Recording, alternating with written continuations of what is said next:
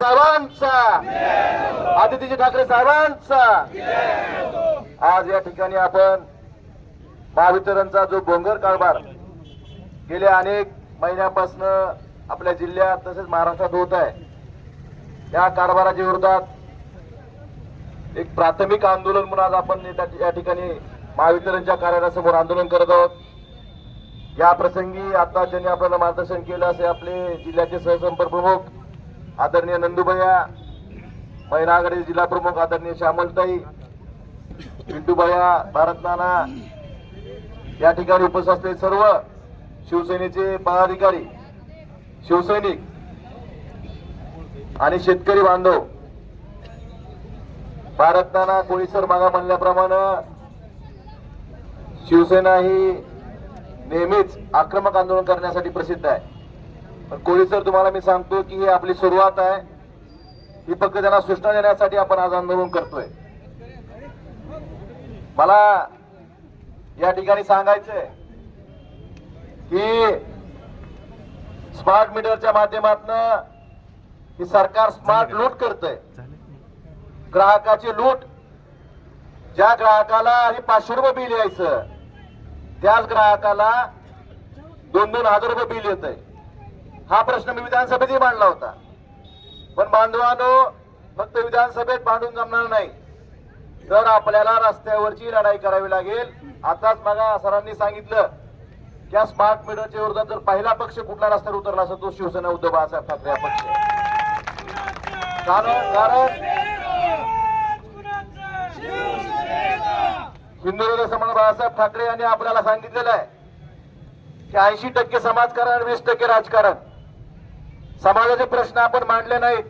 शिवसेनेचा जन्म हा काय सत्तेसाठी झालेला नाही, तर सर्वसामान्यांचा आवाज बनून संघर्ष करण्यासाठी शिवसेनेचा जन्म झालेला आहे।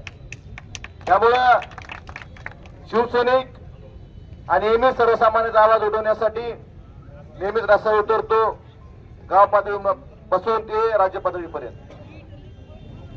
आपल्याला स्मार्ट मीटरच्या बाबतीत मुख्यमंत्र्यांनी सुरुवातीला सांगितलं की प्रीपेड असणार नाहीत। प्रीपेड नाहीत तर मग बिल थकल्यानंतर 1 तासात मीटर का बंद पडतं, त्याचं उत्तर सरकारने द्यावं लागेल। प्रीपेड नाही ना, मग आपलं बिल जर थकलं 1 दिवस तरी लगेच मीटर आपोआप का बंद पडतं? प्रीपेड ना, तर प्रीपेडचा बाप आहे का हे? प्रीपेडच आहे ना। आपला मोबाईलचा रिचार्ज संपल्यावर कसं मोबाईल बंद पडतो? प्रीपेड। तसंच आपलं बिल जर थकलं तर आपोआप सिस्टीम मधनं बिल बंद होतं, पण प्रीपेड नाही तर प्रीपेडचा बाप आहे काही। त्यामुळं ही स्मार्ट लूट या माध्यमातून गेल्या अनेक महिन्यापासून आपल्या महाराष्ट्राच्या जनतेची चालू आहे। मला विचारायचे त्यांना, या आधीचे जे मीटर होते ते पण कंपनीने कोणाचे टेंडर घेऊन बसवले होते, मग ते टेंडर हे सगळेच मीटर कसे फॉल्टी झाले एकदमच? एखाद्या ग्राहकाचं मीटर फॉल्टी असू शकतं, पण सगळ्या सरसकट ग्राहकाचं मीटर कसे फॉल्टी असू शकतात? त्यांना कशाचं फॉल्टी दाखवायचं? परवा एका ग्राहकानं तपासायला लावलं मीटर। माझी ग्राहकांना विनंती आहे की असं कुणाच्याही दबावाला बळी पडायचं नाही। कुठलेही बाहेरची लोक हिंदी बोलणारे येतात आणि आपल्या घरी कोण नसताना मीटर बसून जातात। आता जर असं कुणी केलं तर त्याची गाठ शिवसेनेची आहे, अजिबात त्याला सोडायचं नाही।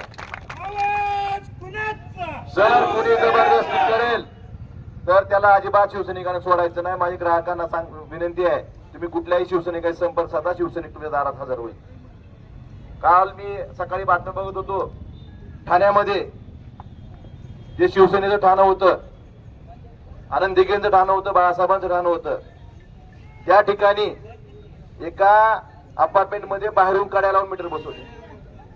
हा अन्याय ठाण्यात होतोय। ही जर मूळ शिवसेना असतं ठाण्यात अन्याय झाला असता का? त्यामुळं आता ही जबाबदारी सगळ्या आपल्या शिवसैनिकाची आहे, सर्वसामान्यांचं रक्षण करायची जबाबदारी आपली आहे। त्यामुळे स्मार्ट मीटरच्या बाबतीत मला एवढंच सांगायचंय, जे मीटर विनापरवाना बसवलेत त्या ग्राहकाचे मीटर परत या महावितरणनं जुने मीटर बसवून द्यावेत आणि इथून पुढच्या एकाही ग्राहकाला जबरदस्तीने त्या संमतीशिवाय स्मार्ट मीटर बसवायचे नाही।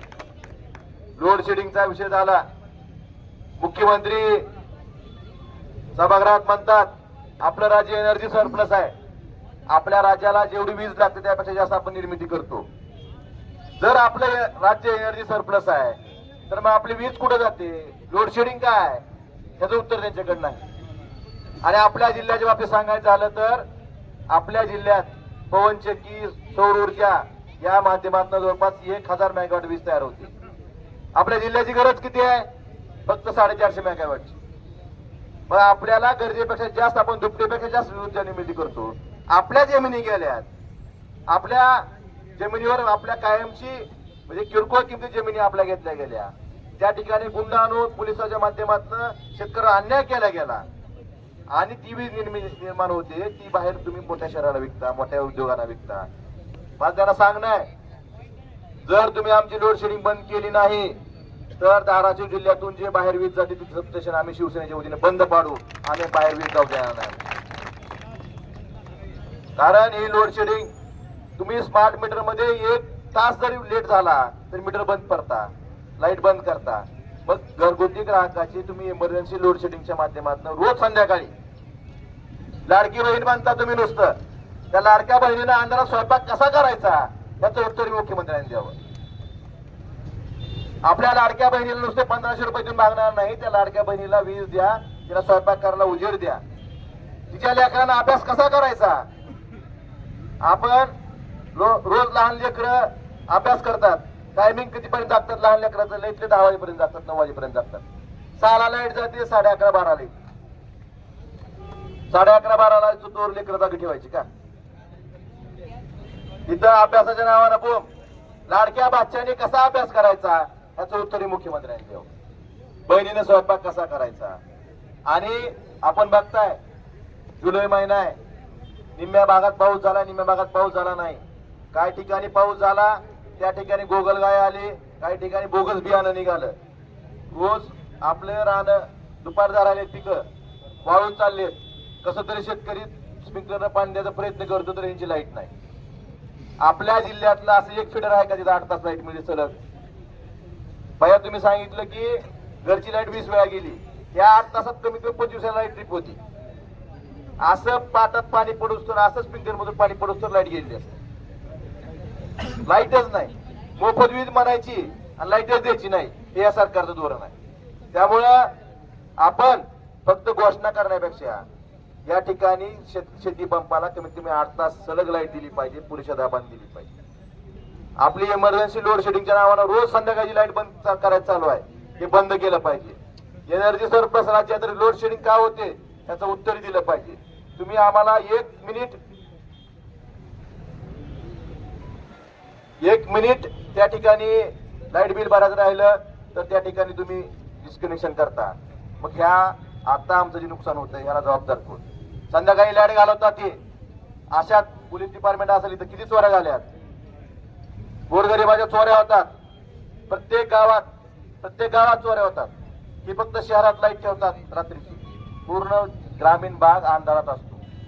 आपल्या भागात आता आषाढी वारी चालू आहे, विदर्भात खूप मोठ्या प्रमाणात दिंड्या आलेल्या आहेत, गावोगावी दिंड्या आहेत, पंक्ती असतात, त्या ठिकाणी सुद्धा लाईट नसते. बिचारा वारकऱ्यांना अंधारात जेवण करावं लागतं. मला वाटतं हे सरकार नुसतंच विकसित महाराष्ट्राच्या गोष्टी करतं, विकसित भारताच्या गोष्टी करतं, पण हे उलट चाललंय. कारण या दिंड्या हिंदूंच्या नाहीत का, पांडुरंगाला जाणारे वारकरी हिंदू नाहीत का, हिंदुत्वाच्या गोष्टी करता तुम्ही, हे हिंदू नाहीत का. दुसऱ्या बाजूला आपण या ठिकाणी एवढ्या मोठ्या प्रमाणात ही लोड शेडिंग करता, शेतकऱ्यांची पिळवणूक करता. सोलरच्या बाबतीत भयांनी सांगितलं मगा की सोलरचा पंप नादुरुस्त झाला, परत कोण बघतच नाही, कंपनी कुठली आहे माहित नाही. गेल्या अनेक महिन्यापासून शेतकऱ्यांनी पैसे भरलेत, त्यांना पंप दिला जात नाही. काम करायचं तर तुम्हीच करा शेतकऱ्यांनी, अशा पद्धतीचं हे महायुती सरकार आहे. आणि या सरकारला जाब विचारलाच पाहिजे असं मला वाटतं. आणि प्रत्येक शिवसैनिकानं, प्रत्येकाचं, सर्वसामान्य माणसानं यासाठी समोर आलं पाहिजे. आणि आपण या सरकारला जाब विचारण्यासाठी इथून पुढच्या काळात ही अशी उग्र आंदोलनं आपल्याला करायची आहेत. इथून पुढच्या काळात मी तुम्हाला सांगतो, प्रत्येक सर्वसामान्य माणसाच्या प्रश्नासाठी आपल्याला रस्त्यावर उतरावं लागणार आहे. कारण एकच पक्ष राहिलाय फक्त जो सर्वसामान्य आवाज बनून काम करू शकतो. या शेतकरी विरोधी सरकारचा, या सर्वसामान्य विरोधाच्या सरकारचा आपण आवाज बनून काम करणं, त्यांना न्याय मिळवून देणं हे आपल्या शिवसेनेचं कर्तव्य आहे असं मला वाटतं. मला पर्यंत ग्राहक आलेत, त्यांना आपण आधी देऊ का बोलायला? या या इकडून ये, इकडून ये. आवाज कुणाचा? शिवसेनेचा. आवाज कुणाचा? पहिल्यांदा तुला अरे काय बोलता तुम्ही, काय चाललंय? म्हणजे आपल्या एखाद्या गोष्टीचं समर्थन करताना जे उदाहरण देता ती तरी पटण्यायोग्य द्यावी. बिलं का वाढली त्याची तपासणी केली पाहिजे. आपल्या मीटरमध्ये काय फॉल्ट आहे का हे बघितलं पाहिजे. मग सरांनी सांगितलं की आपल्या प्रायव्हसीला पुढे धोका होतोय का मीटरच्या माध्यमातून हे बघितलं पाहिजे. हे तर गोष्टी लांबच, पण तुमचा अट्टास का? आता कनेक्शनच्या बाबतीत 700 फूट बोर आहेत आपल्या जिल्ह्यात आणि हे सांगते डिमांड नाही सोलर बसवा. काही शेतकऱ्यांनी पाईपलाईन आणल्या तळ्यावर, डिमांड नाही सोलर बसवा. हा राजहट्टा कशासाठी? काही खाजगी कंपन्यांचं दुकान चालावं म्हणून तुम्ही पारंपरिक कनेक्शन बंद केली आणि खाजगी कंपन्यांचं सोलर घ्यायची सक्ती तुम्ही शेतकऱ्यावर करताय. हे तो शेतकऱ्यावर अन्याय. पण सोलारचा उपयोग तिथून तिथं पाणी पडण्यापुरतं ठीक होतं, पण मोठी पाईपलाईन असली, लांब असली, सोलरचा उपयोग होतो का? खोलीवर पाणी निघतं का? मग ह्या सगळ्या बोगस कंपन्या आहेत, त्यांचं ऑफिस कुठं आहे माहित नाही. म्हणजे जसं विमा कंपन्याचा आहे तसंच या सोलार कंपन्याचा आहे बघा. त्यामुळं या गोष्टीच्या बाबतीत आपल्याला इथून पुढच्या काळात ही आंदोलनं करायची आहेत. माझं आज आपल्या माध्यमातून महावितरणला सांगणं आहे, तुम्ही शेतीला पुरेशी 8 तास वीज द्या. इमर्जन्सी लोड शेडिंगच्या नावानं रोज संध्याकाळी लाईट बंद करायचं ग्रामीण भागातलं हे बंद करा. आजपासून बंद झालंच पाहिजे. आणि जर असं झालं नाही तर शिवसेना आपल्या स्टाईलनं मग महावितरणचं काय करायचं ते बघेल, मग त्यांनी त्या गोष्टीला तयार राहावं. मला एवढं सांगायचंय की आता हे आंदोलन आपण आज महावितरणचं करतोय. पुढचं आंदोलन आपलं पीक विम्याच्या बाबतीत असेल. आपण जर बघितलं असेल पीक विमा तसं तर आपल्याला 850-900 कोटी रुपये मिळाला पाहिजे होता. मिळाला 336 कोटी, त्यातली 14 मंडळं वगळलेत. त्यामुळे हे सुद्धा आंदोलन पुढच्या काळात आपण शेतकऱ्यांसाठी जे वगळलेली मंडळ आहेत पुन्हा मिळालाय त्याच्या विरोधात आपण निश्चितच रस्त्यावरून आंदोलन करणार आहेत.